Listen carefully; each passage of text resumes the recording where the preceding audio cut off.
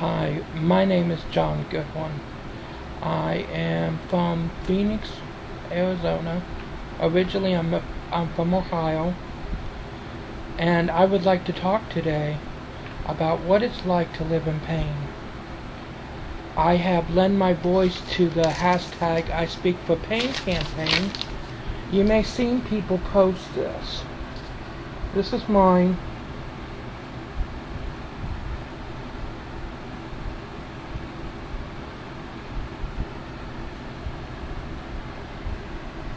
I don't know if you can see it.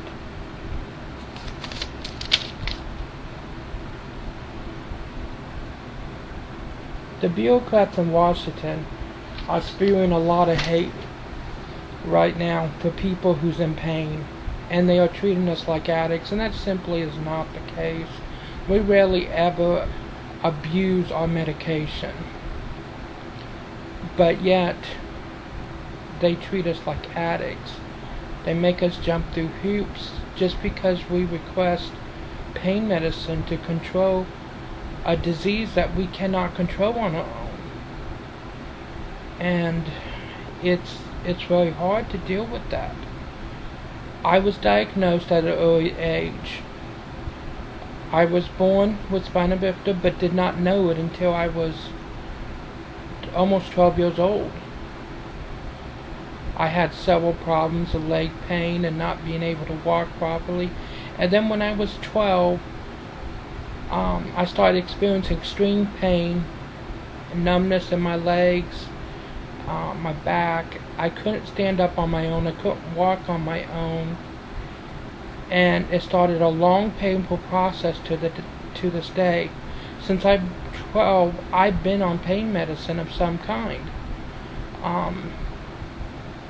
I've been on arthritis medicine since then as well, anti-inflammatories for my conditions. It was then that I was diagnosed with fibromyalgia, osteoarthritis, ankylosing spondylitis, and spina bifida.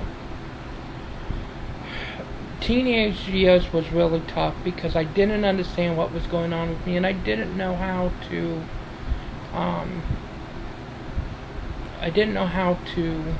put into words what was going on, and I lost many friends because they just didn't understand.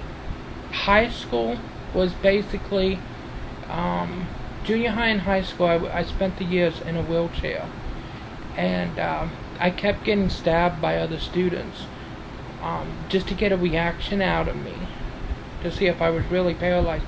They didn't understand that I was having a neurological issue, that I could walk, but I kept falling. I kept having these pains and numbness, and at times I couldn't even feel my own feet. So high school was extremely difficult, and I felt isolated. After high school, I moved around a lot, and I eventually moved back to Ohio. It was hard, even when I lived in Texas, to find someone who would help me.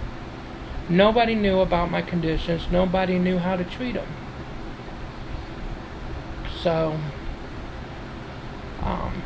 I was placed on one medication after another, and none of it really helped all that much. So, when I moved back to Ohio 3 years ago, right before my mother died, I was at my lowest. Because of my diseases that I have, my diagnosis, I've lost most of my teeth. And they just grew fragile.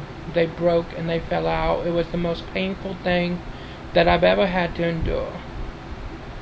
And I felt alone. Even my ex did not understand it. And eventually, not having my pain under control helped destroy my relationship after 13 years. It was very difficult, and I still live with day-to-day problems. I found a doctor in Ohio who was willing to help me. He put me on Norco 3 times a day. That was the most he was willing to do. It didn't solve the entire problem, it didn't um, it didn't alleviate all the pain. I kept trying different pain medicines, kept sending me to different doctors, and nothing they did would alleviate the pain. But at least I had some pain relief with the Norco and the gabapentin and the Celebrex. And I was taking 2 muscle relaxers a day because of my disease. I have muscle spasms at night and during the day.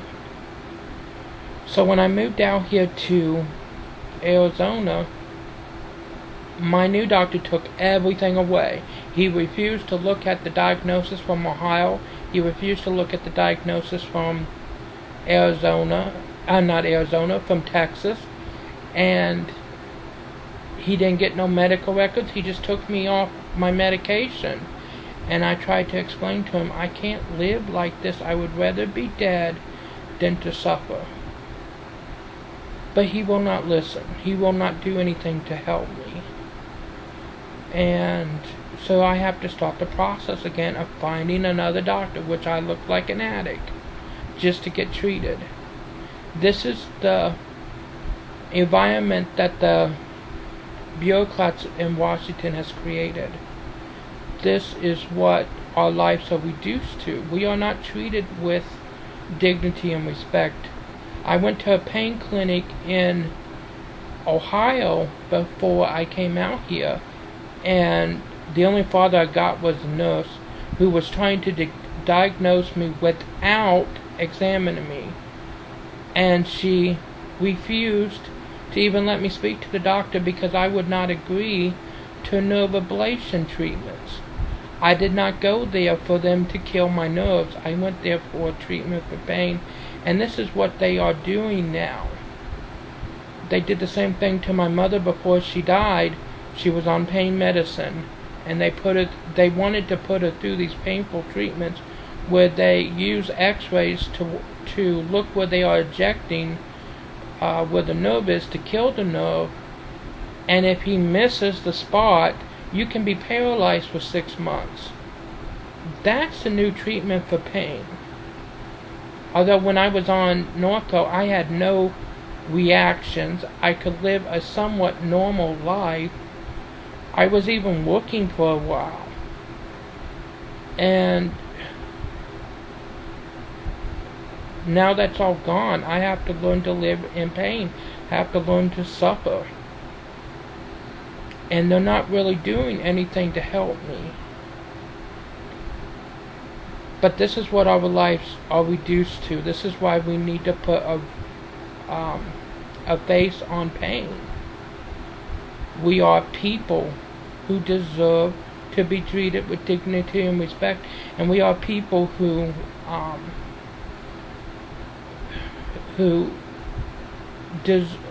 we are people who have the right to choose pain medication without being ashamed of doing so.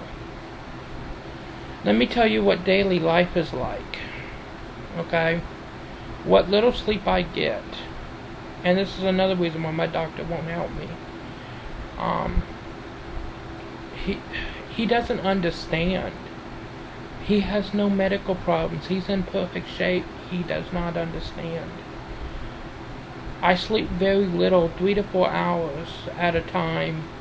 I just slept for about 2 hours just before I started this.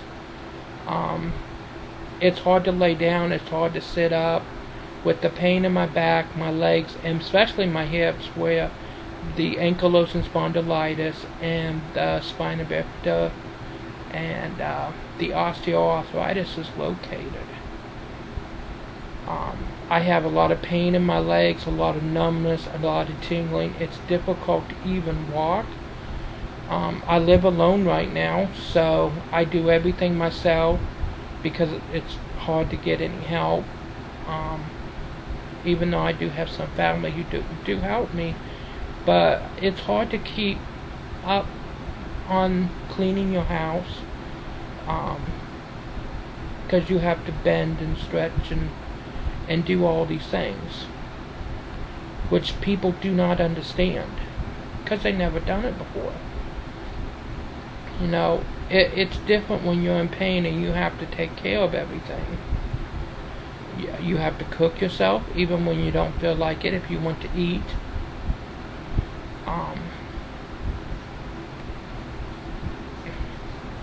So I try to do a little bit every day just to keep up on it. And that is very difficult because of the pain. Like I said, it's even difficult for me to even walk. I have a lot of pain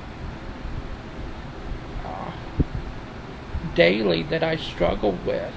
It's a struggle to take a bath because you have to move those joints that does not want to move. With osteo, it slowly just eats away at the joint, and there's no cushioning there to impact. When you walk, you normally have cushions to impact it, so you don't feel the impact. I feel every impact every time I walk, in my legs, my knees.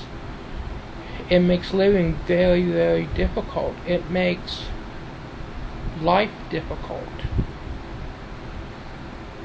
It's not easy, and people do not understand because they do not deal with it. So, and trying to get help is just, it's really frustrating because they don't want to help you. Like my current doctor, he blames everything on my weight, yet won't send me to a weight loss specialist to help me lose weight. He wants me to diet. And if diets actually work, half the population in America would not be overweight. And with my condition, I cannot exercise like everybody else does.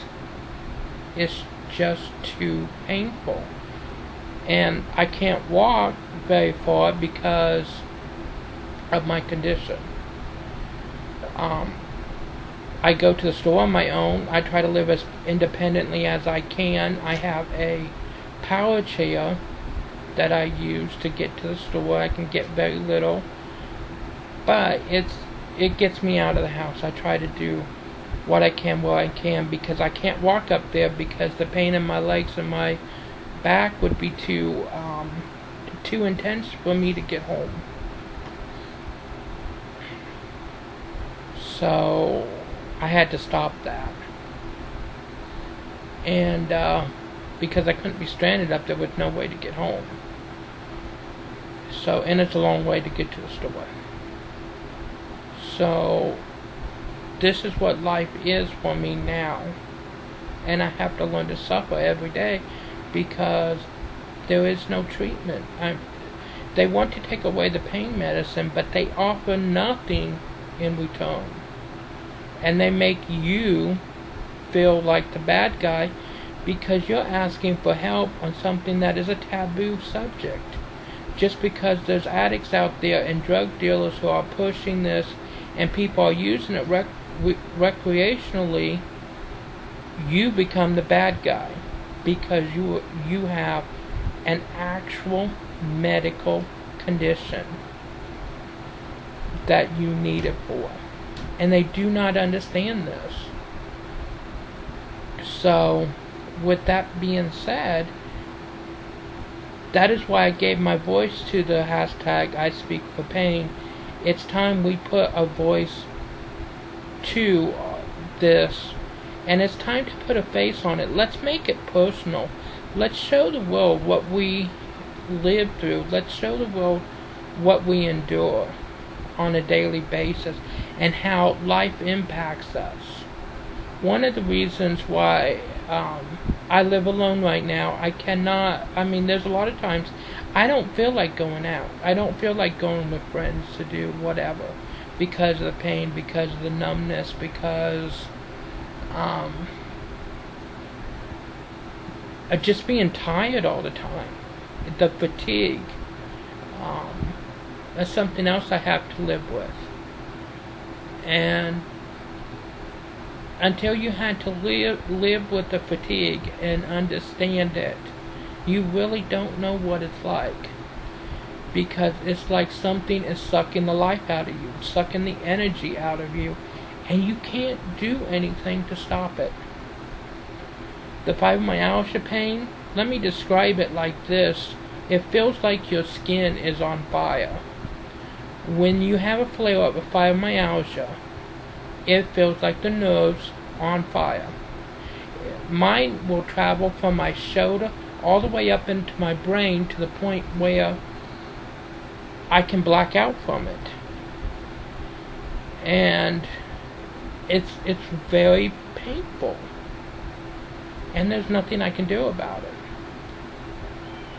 And my knee pops out of joint a lot, and I have to constantly pop it back in. It hasn't done it to the point where I had to go to the ER yet, but I know that's coming. That's just what it's like. You can't lay down because the pain is so bad. It's hard to sit up for long periods of time. This is putting me in a lot of pain to make this video, but I feel like I need to tell the truth. I need to set the record straight about what it's like to live in pain.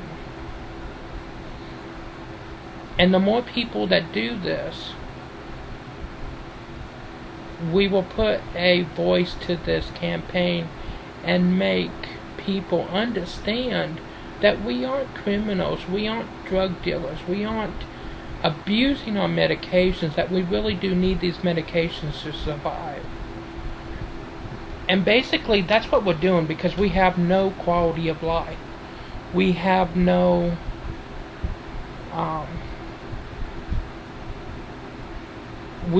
because we suffer daily, it affects everything from our relationships, our schooling, it affects everything. And people do not understand because they do not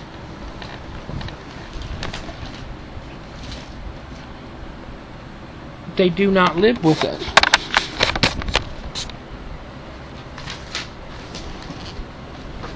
Sorry, got to plug in. So with that being said, this is what we live with. This is what it affects every part of our life. From just basically taking care of ourselves to sleeping to relationships. It's hard to maintain a relationship when you have a disease, a painful disease that makes you hurt when you get a hug. When you are intimate, it hurts. And people do not understand that. And so it makes it difficult to live a life this way.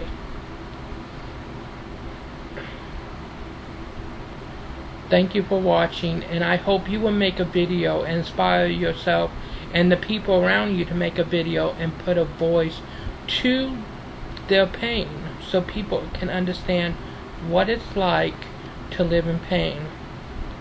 Thank you.